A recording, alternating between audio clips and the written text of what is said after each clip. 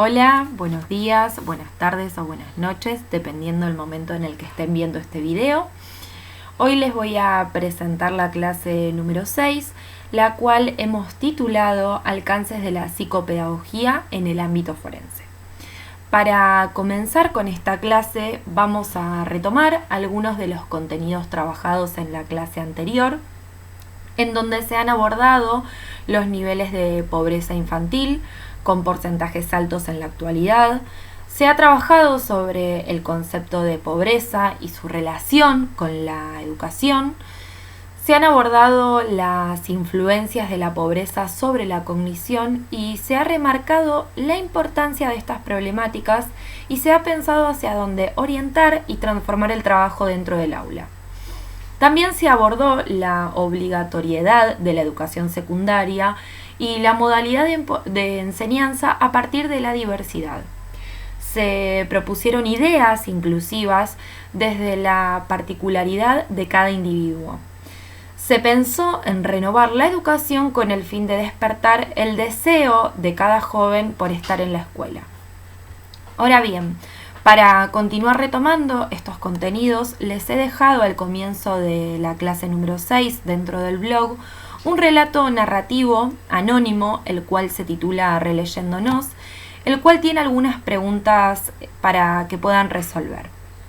Así que bien, vamos a comenzar con la clase número 6, en donde voy a comenzar invitándolos e invitándolas a pensar sobre la actualidad, en donde existen incontables casos de violencia, los cuales han aumentado significativamente.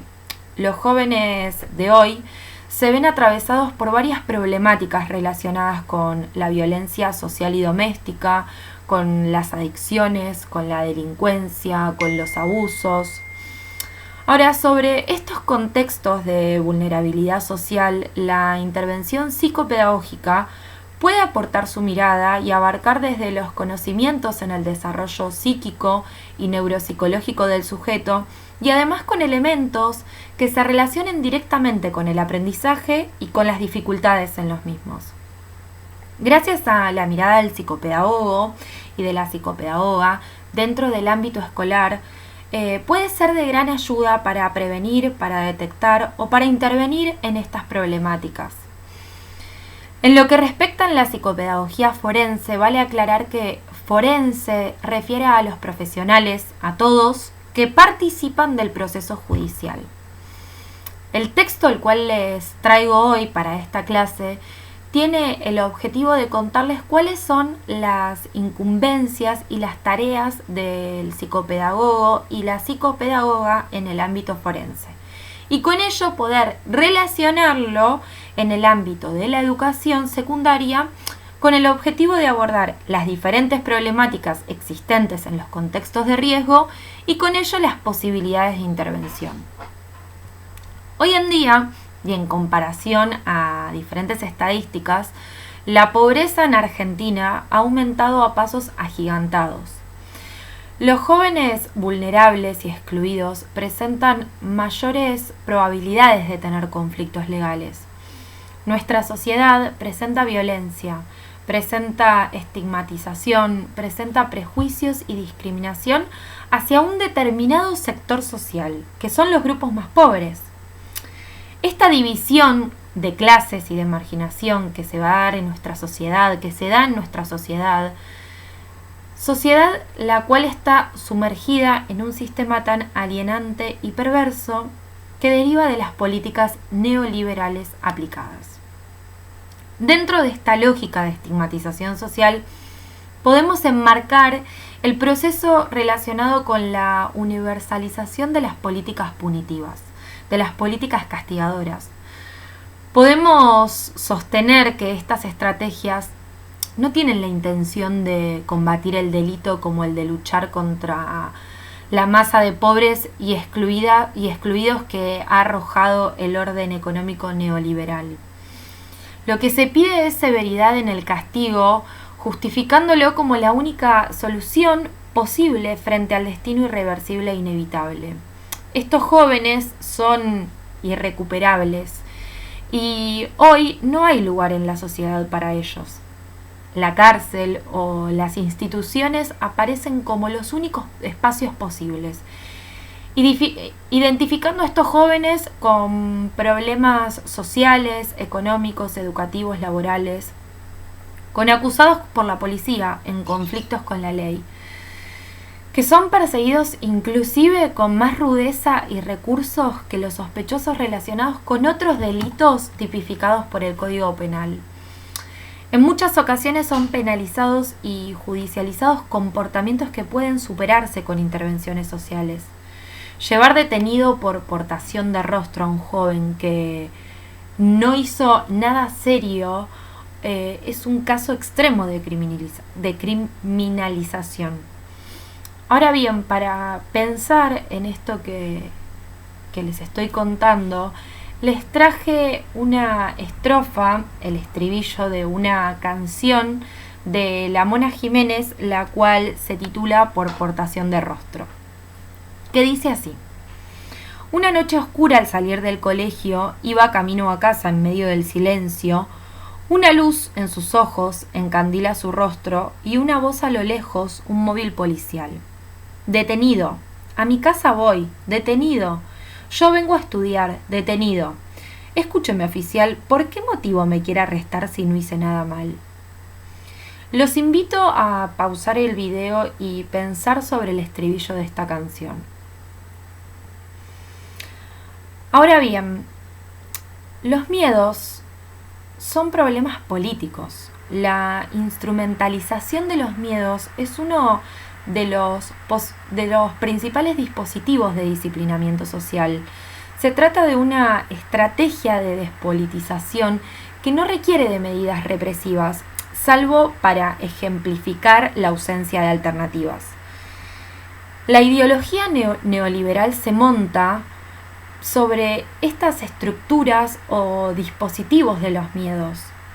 Hay una continuidad entre los miedos que fueron creados e introyectados por las dictaduras en la subjetividad de las personas y los miedos tal como son recreados por el neoliberalismo. Ahora bien, para continuar con esta idea de los miedos, les traigo además una partecita de un poema de Eduardo Galeano, el cual se titula El miedo global. Y la parte que yo seleccioné dice así: los que trabajan tienen miedo a perder el trabajo. Los que no trabajan tienen miedo de no encontrar nunca trabajo. Quien no tiene miedo al hambre, tiene miedo a la comida. Los automovilistas tienen miedo de caminar y los peatones tienen miedo de ser atropellados. La democracia tiene miedo de recordar y el lenguaje tiene miedo de decir. Los civiles tienen miedo a los militares tienen miedo a la falta de armas. Las armas tienen miedo a la falta de guerra. Es el tiempo del miedo, miedo de la mujer a la violencia del hombre, y miedo del hombre a la mujer sin miedo, miedo a los ladrones, miedo a la policía, miedo a la puerta sin cerradura, al tiempo sin relojes, al niño sin televisión, miedo a la noche sin pastillas para dormir y miedo al día sin pastillas para despertar, miedo a la multitud, miedo a la soledad, miedo a lo que fue y a lo que puede ser, miedo de morir, miedo de vivir. Ahora bien, los invito nuevamente a pausar el video y pensar sobre esta partecita de este poema de Eduardo Galeano que seleccioné para ustedes. Tanto la canción como el poema, les voy a dejar los links en la clase número 6 para que si quieren puedan volverlos a escuchar o a leerlos. Bien, en nuestra sociedad los miedos se construyen a partir de ciertas ideas de lo que es amenazante y peligroso.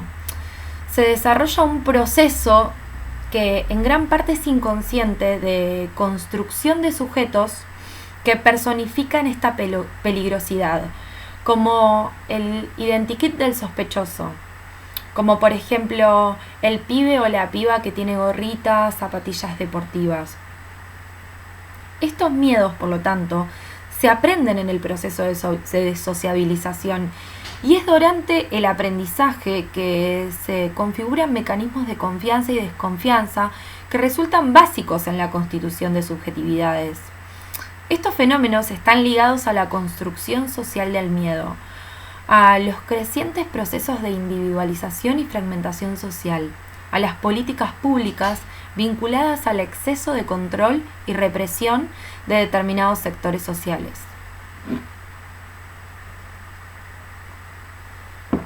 Las problemáticas nombradas anteriormente no son exclusivas de los grupos marginados, sino que también son conflictos en los cuales las familias pueden acceder a los derechos básicos.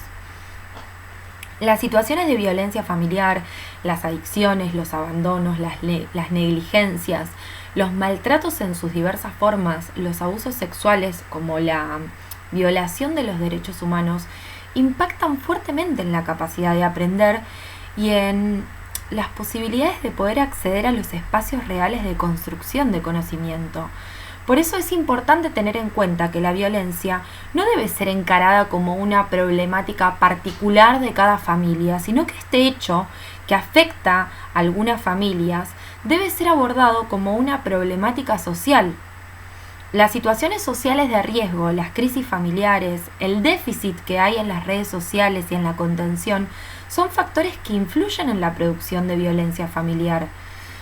Si nos detenemos a pensar sobre la violencia, podemos encontrar respuestas como por ejemplo en el abuso de poder que se da en las escuelas y si nos condujemos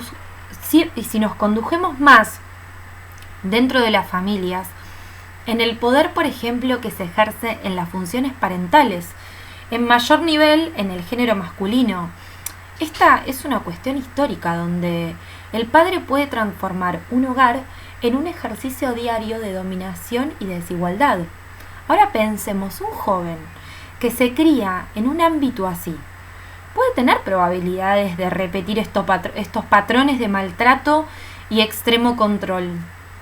Además, encontramos dentro de este fenómeno también la violencia de género, que encierra el maltrato ejercido sobre la mujer y que hoy en día ha tomado gran relevancia en Argentina y en otros países a partir de las voces de las mujeres y la sanción de algunas leyes para combatirlos.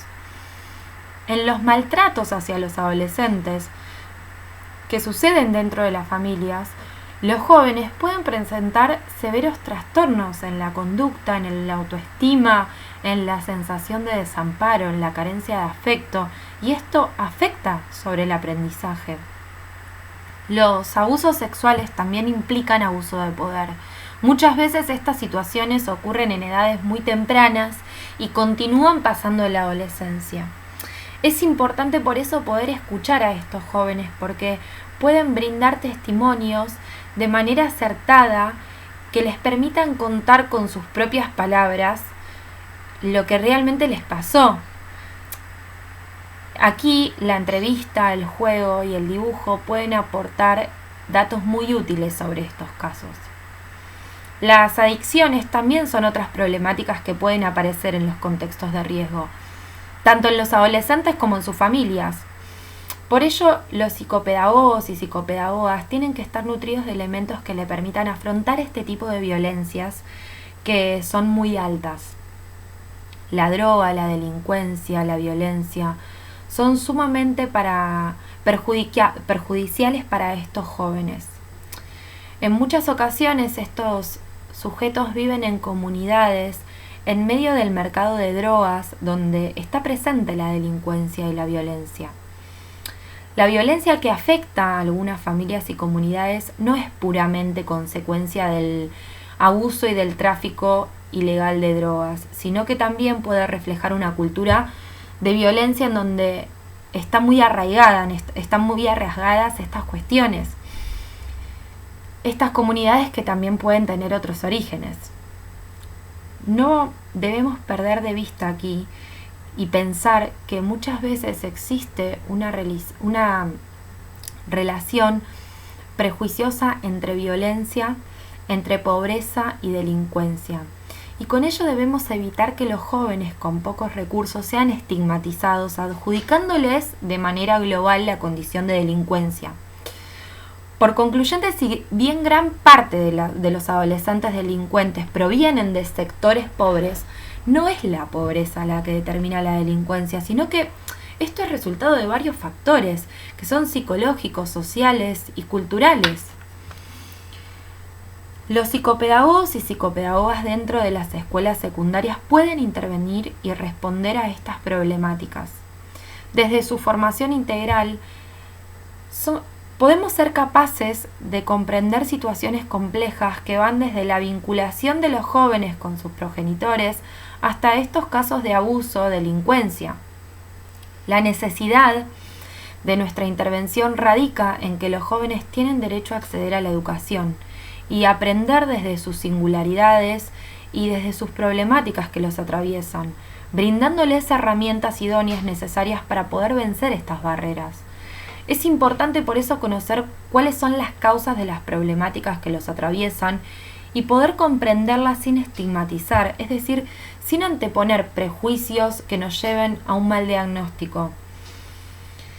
Estos contextos de riesgo que atraviesan a toda la sociedad coexisten con una gran parte y carga de violencia y desinterés generalizado, en donde los jóvenes que se encuentran sumergidos en ello provoca que, sin importar el nivel sociocultural al que pertenezcan, ninguno está exento de verse perjudicado. Los invito a pensar, y si desean, a detener nuevamente el video y a buscar, interiorizarse, informarse sobre cuáles son los derechos de los niños y de los jóvenes. Porque realmente es muy importante saber, conocer cuáles son sus derechos para saber cuándo son vulnerados. Un joven que es golpeado, que es maltratado, que es insultado o que está atravesado por un abuso o una adicción de drogas, es un joven que precisa que los profesionales intervengan y accionen sobre ese contexto desfavorecedor.